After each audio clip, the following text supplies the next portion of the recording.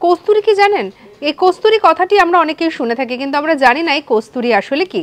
যেটা জানা যায় যে হরিণের শরীর থেকে, মানে কস্তুরী হরিণের শরীর থেকে পাওয়া যায় হচ্ছে একটি বিশেষ উপাদান, যেটি সুগন্ধি তৈরিতে কাজে লাগে, যেটাকে আমরা মৃগনাভি হিসেবেও চিনি। আর এই যে কস্তুরীর কথা বলছি, এই কস্তুরীকে নিয়ে আসার পরে তারপরে প্রায় তাকে রোদে শুকানো হয় এবং একটি পরিপক্ক কস্তুরীর ওজন হয় 60 থেকে 65 গ্রামের মতো। এছাড়াও মহামূল্যবান সুগন্ধি তৈরিতেও ব্যবহার করা হয় এই কস্তুরীকে। বর্তমানে যখন আমরা বিভিন্ন ধরনের সুগন্ধির পেছনে ছুটছি, যখন অনেকেই রয়েছেন যারা গায়ে সুগন্ধি মাখতে পছন্দ করেন, তখন এই ভেষজ উপায় পাওয়া যে এই যে সুগন্ধি বা প্রাণীজ উপায় পাওয়া এই যে সুগন্ধি, এই সমস্ত চলও কিন্তু বর্তমানে রয়ে গেছে।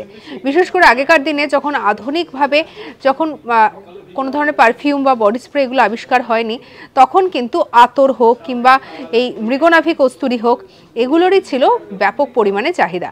এছাড়াও যেটা জানা যায় যে কস্তুরীর কিন্তু আরও অনেক গুণ রয়েছে।